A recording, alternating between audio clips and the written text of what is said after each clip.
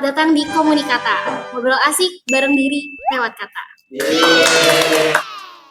Perkenalkan bareng aku Dinar Ayu Selina, dan hari ini aku nggak sendirian, tentunya aku ditemenin sama teman-teman yang kece banget. Kita bakal ngobrolin satu topik yang cukup dalam tapi deket banget sama kita sebagai anak kuliahan. Kenalin dulu dong, ada siapa aja nih? Halo, nama aku Andika. Halo, nama aku Sabrina. Halo, nama aku Amelia. Halo, nama aku Muhammad. Nah, untuk hari ini kita bakal bahas topik yang relate banget, tapi dalam banget juga. Tapi tenang aja, kita bakal ngobrolin ini santai tapi dalam. Siapa aku sebenarnya? Nah, itu dia. Kadang kelihatannya pertanyaan ini tuh simple, tapi kenyataannya enggak semua orang atau dari kita itu bisa jawab. Nah, sebelum kita ngobrol lebih jauh, kita samain dulu nih persepsi soal jati diri itu. Apa sih jati diri itu?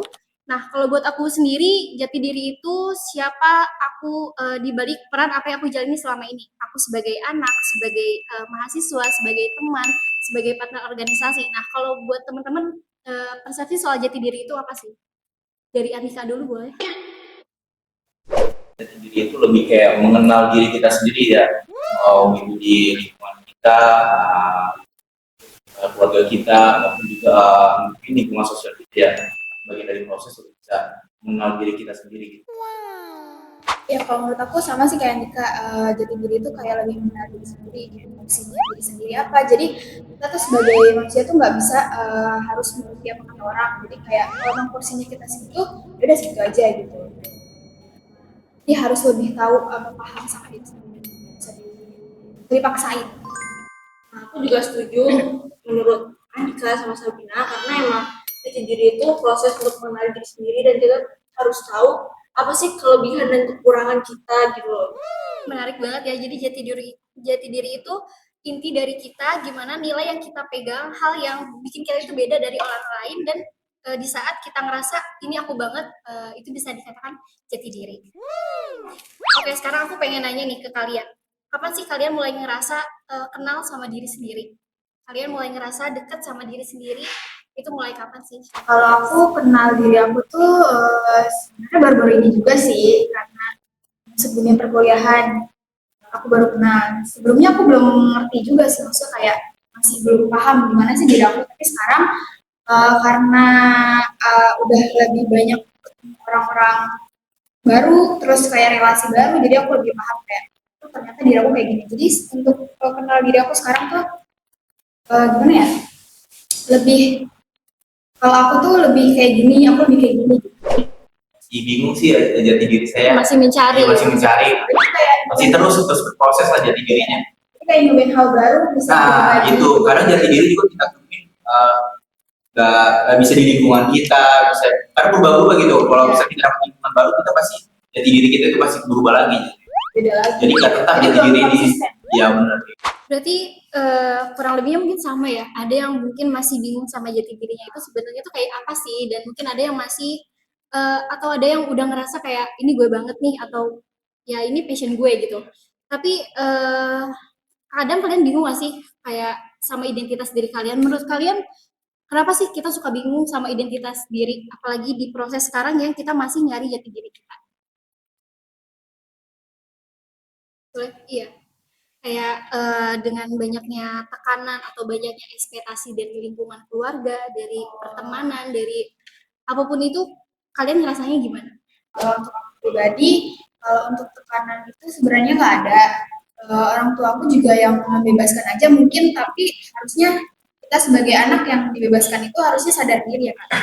Jadi untuk orang tua aku nggak yang gimana juga, mereka yang terserah aku gimana, cuma jalannya benar gitu aja. Tapi kalau untuk orang lain aku nggak pernah mau untuk memenuhi ekspektasi orang lain, karena kan tadi yang seperti di awal bilang kalau kita kan punya porsi masing-masing, terus kalau misalnya orang lain minta kita jadi kayak gini, kenapa nggak dia aja gitu, kenapa harus kita gitu. Jadi kayak kalau menurut aku nggak usah yang namanya ngikutin ekspektasi orang lain, kayak misalnya minta dia seperti ini, aku tuh nggak mau kayak gitu.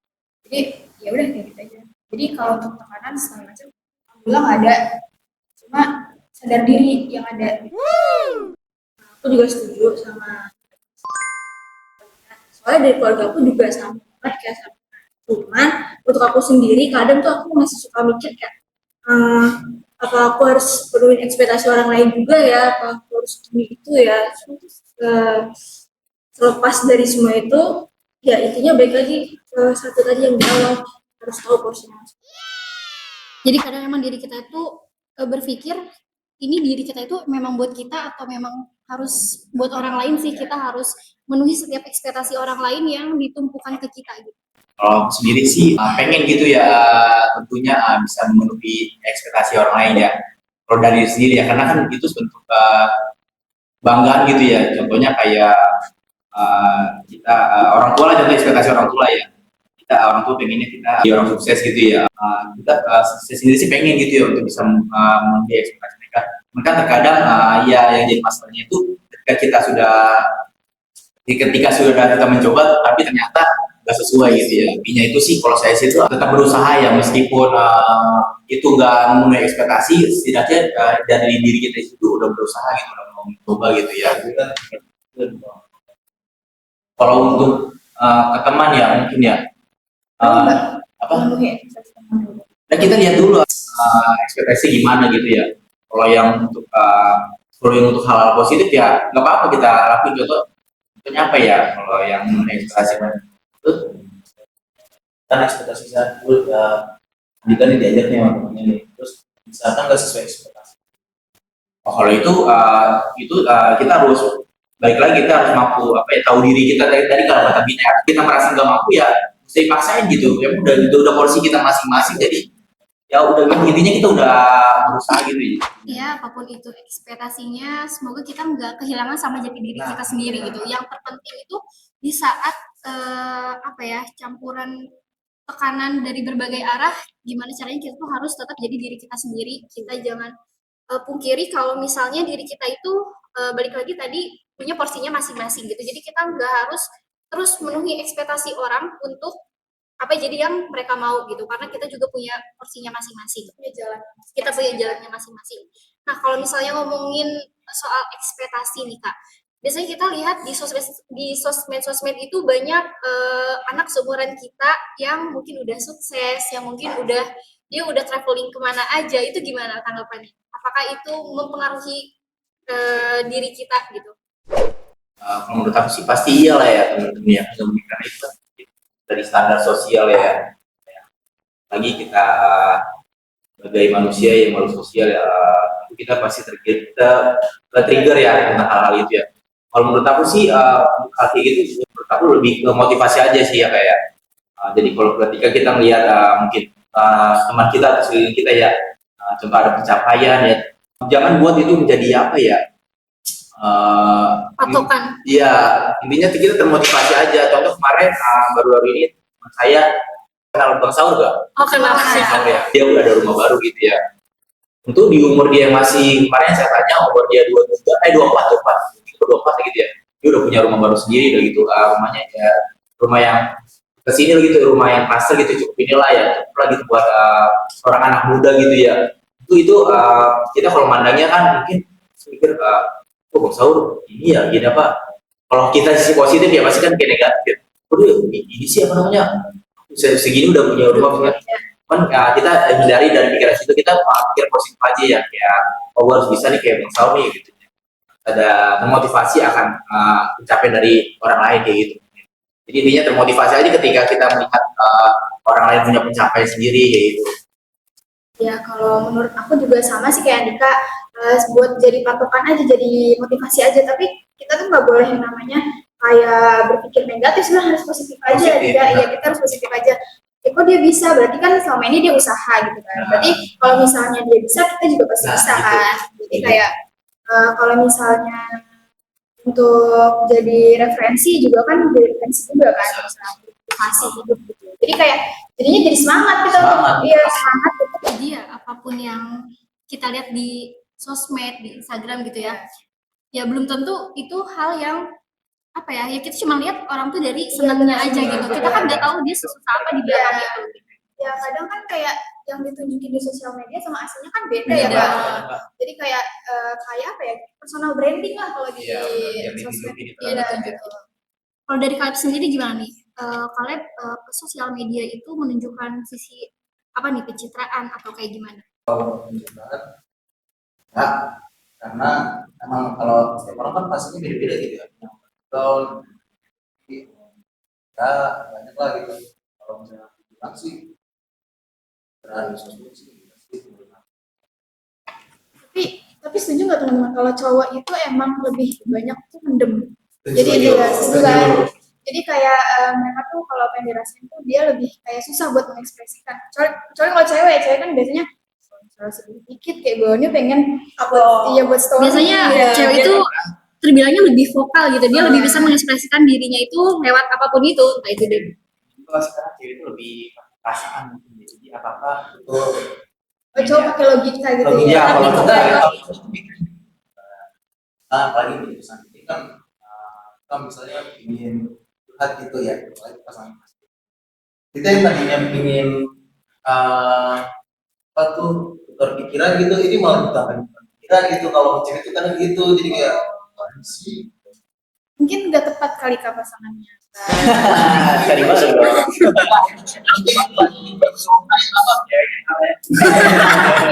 ini denger ya.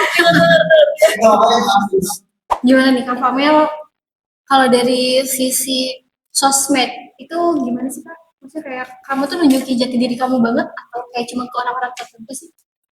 Kalau untuk di sosmed, kita Gen Z, pasti Gen Z itu kan punya beberapa akun sosmed gitu kan. Ya, kalau untuk nunjukin diri sendiri mungkin lebih banyaknya ke second account. Siapa sih di sini lebih second account? Soalnya kalau untuk kayak nunjukin rasa sedih, kayak misalnya kita pengen ini, pengen itu, pasti nunjukinnya ke second account. Tapi kalau untuk yang di first account menurut aku, buat nunjukin yang sering-seringnya aja, happy-nya, contohnya kayak misalnya untuk kayak aku lagi pergi nih ke misalnya ke Bali, kita posting, terus nanti pasti orang-orang bakalan lihat juga kan. Terus juga kadang untuk orang-orang yang bikin story juga kadang kayak pencapaiannya kayak di posting-posting itu juga. Jadi kayak ini ya kak, misalnya ke di first account jalan-jalan ke Bali, di second account duitnya habis. Habis Bali, makan dia makan cuma pakai nasi, cerita. Terus ke Bali gitu juga habis second account gitu ya. Berarti ya memang kita tuh sebagai orang gitu ya, sebagai manusia itu memang seringnya menunjukkan hal-hal yang sifatnya kayak sedih, susah itu memang ke orang yang kita percaya aja gitu ya. Jadi nggak semua orang tuh memang harus tahu apa yang lagi kita Tapi ada alami. loh kak yang kayak emang dia di akun itu tuh emang nunjukin, ada yang kayak gitu loh, kayak so dia nggak punya personal branding, kayak emang jadi orang ngeliat dia tuh kayak orang sedih mulu gitu, Ngalir aja Iya, gitu kali ngalir ya Kak. aja. Jadi emang nggak ada filternya. Di akun pertama banyak kok yang kayak gitu. Dan Terutama pengalaman pribadi. pengalaman pribadi nggak IG aja cepat. Nggak kalau Ini gimana jati dirinya bagi empat Kak? bukan buat kita kayak empat empat orang gitu. Jadi sebenarnya gimana nih? Beneran fair kayak gitu. Jadi akun pertama tuh kayak yang estetik aja gitu, yang happy. Akun kedua ya buat ya keseharian. Terus kalau akun ketiga buat tugas. Kalau akun keempat terus kan kamu juga punya. Iya, masa kalian nggak punya kan? Pasti yang nonton juga masih Iya. punya. Jadi gimana ya? Banyaknya akun media sosial itu sebenarnya bikin kita tuh krisis identitas nggak sih? Menurut kalian maksudnya kayak terbagi kan gitu fokusnya kita di akun ini harus estetik. Tapi gimana nih Kak? Kalau misalnya kita pengen ngepost yang alay-alay, misalnya JJ gitu, terus Ya. terus ke postingnya itu di akun pertama itu gimana Kak? Itu bahaya banget nggak sih? Kalau menurut aku, kalau menurut aku pribadi bahaya ya. Apalagi kan kan aku di akun pertama tuh kan gak pernah ya, maksudnya kayak DJ gitu ya. Kalau misalnya aku salah kirim gitu misalnya di akun pertama, aku malu banget itu pasti. Aku langsung kayaknya bakalan hapus tuh. Nah itu kan yang sebenarnya kita tuh nggak sadar gitu. Dimana kita tuh harus memenuhi standar apa yang kita buat sendiri gitu sebenarnya. Jadi ya semoga dengan adanya beberapa akun ini nggak jadikan kita tuh krisis identitas gitu. Kita jadi nggak bingung gitu sama diri kita tuh sebenarnya tuh kita tuh apa sih gitu, kita di akun ini harus seneng, di akun ini susah aja kita nggak peduli gitu. Tapi Kak, emang kan kalau sekarang tuh pekerjaan tuh biasanya dilihat dari sosmed juga kan, Betul. misalnya. Nah, jadi sebenarnya personal branding tuh bagus. Kayak kalau kata orang-orang kan, lu nggak boleh nunjukin sedih lu tuh di sosmed. Gitu. Nanti orang-orang pasti mikirnya kayak, orang kayak nggak pernah Ya karena itu bahagia bakal gitu. jadi jejak digital kita gitu. Makanya sebenarnya bagus aja kalau punya akun 4, 3, 2 itu sebenarnya nggak apa-apa banget. Yang penting di akun pertama tuh tetap nunjukin diri kita siapa gitu, nggak yang campur aduk gitu. Jadi biar orang lihat kan, iya Sama dari nilai branding plusnya. sendiri ya. Jadi orang lihat. Nah berarti emang apa ya, cukup random gitu ya proses masing-masing kita nemuin jati diri kita itu sebenarnya kita tuh gimana sih gitu, dan gimana ya proses untuk kenal diri kita sendiri itu tentunya ya nggak instan ya. Kita di umur yang 20 tahunan ini kita masih banget sering nyari kita ini sukanya apa sih gitu kan. Nah menurut kalian proses kenal diri sendiri itu bisa dimulai dari apa aja sih? Kalau buat aku pribadi ya, kenal sama diri aku sendiri itu simpelnya tuh apa sih yang aku suka. Dari misalnya contohnya simpelnya aja rasa es krim. Misalnya aku suka coklat, aku suka strawberry. Itu kan simpelnya tuh dari situ gitu. Kita kenal sama diri kita sendiri itu kayak gimana sih apa yang kita suka gitu. Simpelnya tuh kayak gitu. Jadi kayak kalau misalnya ini nggak bakal berubah gitu. Iya. Pengalaman yang membawa itu aku bisa mengenali diri sendiri ya. Nah, perlu digarisbawahi tentang jati diri sendiri ini kan bukan udah ada dari lahir ya, cuma ini jati diri ini kan berkembang dari kita bertumbuh ya dan diproses ya. Nah oleh karena itu dari pengalaman inilah kita terbentuk. Kalau aku sendiri lebih ke hobi ya Kak. Biasanya kebentuk jati diri itu bisa dari hobi juga. Kayak misalnya aku hobi gambar. Nah, kayak dengan gambar kita tuh sambil kayak kadang kan gambar tuh sambil mikir juga kan Kak. Jadi ada motivasinya juga kan gambar itu. Terus menurut aku dari situ juga bisa jati diri gitu. Sama kayak Andika tadi dari pengalaman juga bisa. Kayak hal-hal positif itu bisa membentuk jati diri. Sebenarnya tergantung ini juga sih, diri masing-masing juga, terus juga tergantung lingkungan juga sih menurut aku. Kayak orang-orang di sekitar kita tuh Orang-orang luar tuh berpengaruh banget ke diri kita iya, gitu. berpengaruh. Jadi kayak kalau misalnya emang lingkungannya maaf ya buruk gitu, mungkin terbentuk jati dirinya juga bakal buruk juga. Tapi kalau kami sering tergoda nggak sih kalau dari lingkungan sendiri? Tergoda Posisinya, Iya, apapun itu. Sering menurut Sabina lebih Kayaknya aku yang tergoda deh. Kalau untuk tergoda dan manusiawi kan, kalau tergoda tuh masih kayak bawa arus nggak? itu kalau bawa arus enggak ya. Kalau bawa arus enggak, cuma kayak mungkin kayak apa ya, kayak misal tugas nih. Ya. Misalnya aku punya temen nih, tugas yang suka ngerjainnya tuh mepet deadline. Aku ngeliat dia santai banget gitu, kayak aku jadi terbawa arus juga. Jadi santai. Karena dia juga belum gitu ya, karena dia juga Oh, siapa Kak? Ada. yang mana nih? Oh,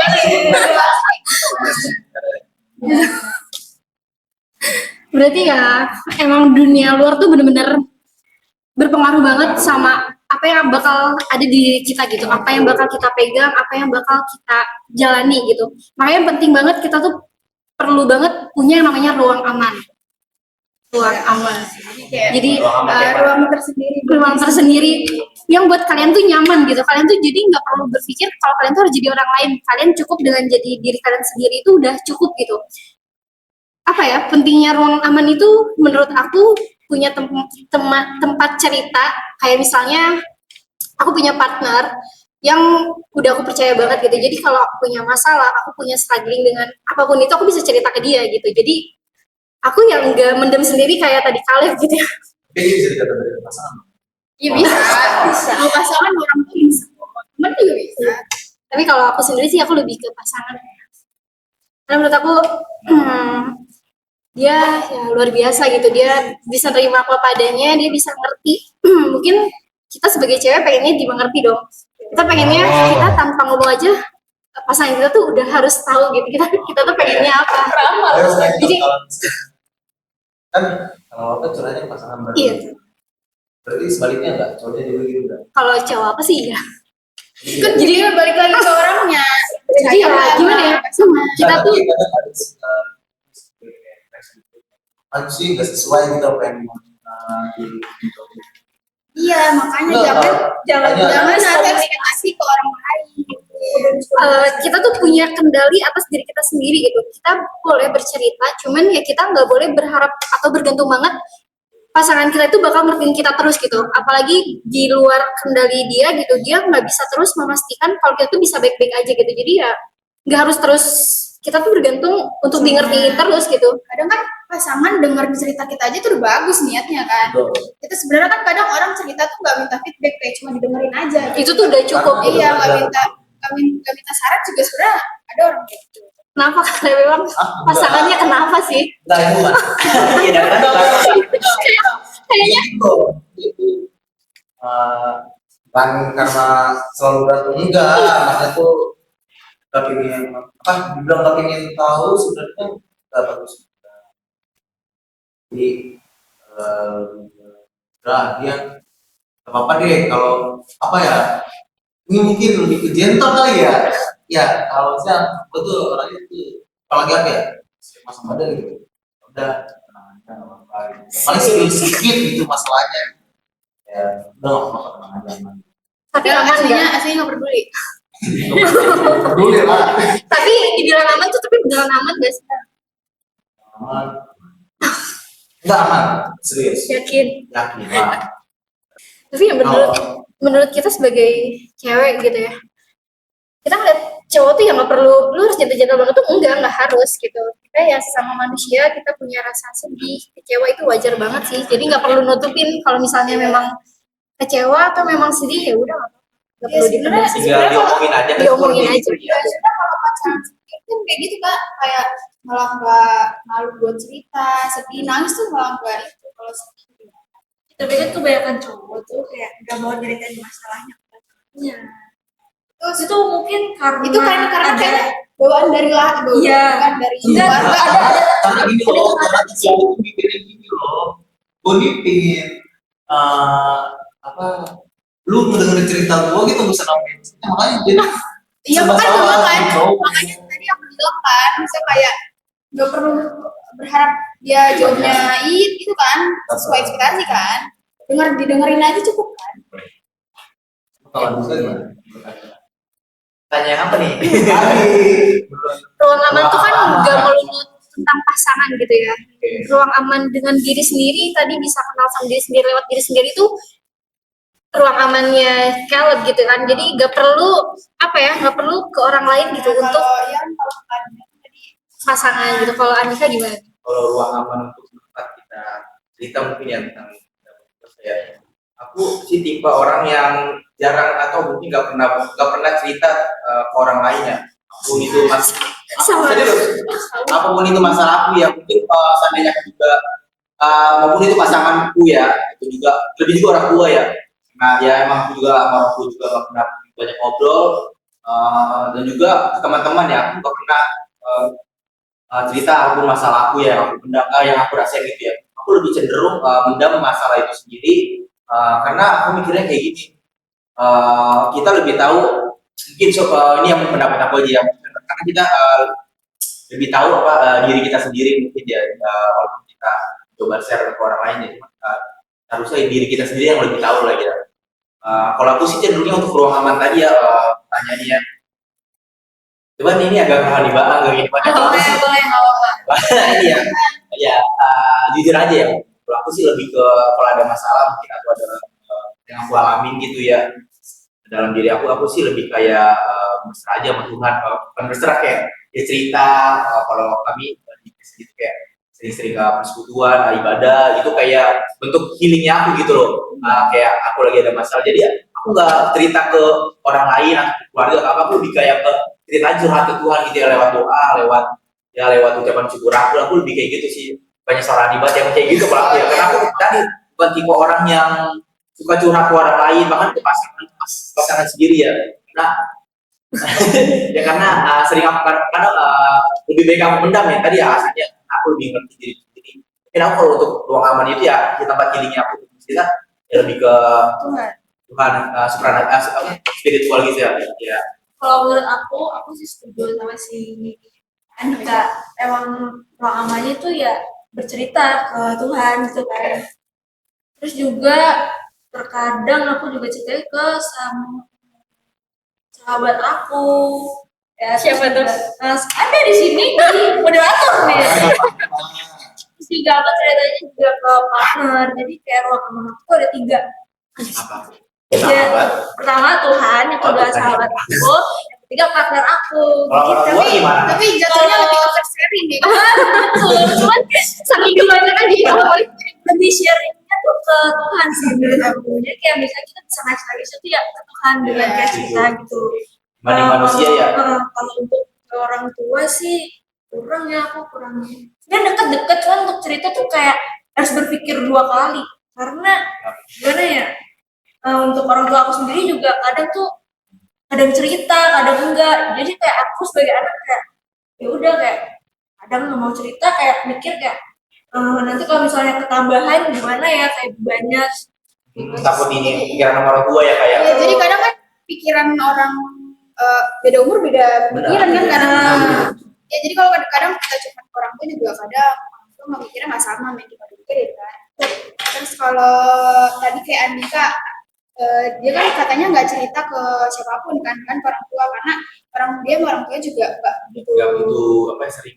cerita. Sering, ya, jarang. Nah itu kan terbentuk karena di lingkungan keluarga kan Benar. biasanya kayak gitu. Nah kalau aku sendiri ruang aman sih harusnya sih ke pasangan. harusnya kenapa ada kata harusnya gitu? Harusnya. Soalnya punya pasangan. Nah ya Jadi ada apa enggak nih? Iya. ada nggak ada. Baik gitu. Iya, baik. Sebenarnya kalau dibilang aku tuh tipikal yang kalau misalnya ada masalah sebenarnya aku juga sharing sih, itu kayak kan kalau menyelesaikan masalah orang kan beda-beda. Kalau Andika sama kalian kan lebih pilih pendam aja tiba-tiba selesai. Nah kalau aku pribadi itu emang harus diceritain dulu ke orang, jadi kayak ya orang kayak aja ceritain ke orang baru dievaluasi baru kita maju gitu. Kalau aku harus dikeluarin dulu bebannya. Jadi kalau cerita-cerita itu sebenarnya ke mamaku juga tuh sebenarnya aku deket sih. Nah, cuma kalau untuk kayak yang beban ke pressure banget aku sih enggak. Tapi paling lebih ke teman aja. Tapi sebenarnya emang lebih enak pasangan sih kalau untuk kayak gitu. Karena kan mungkin ada yang bantu juga gitu, ada yang masih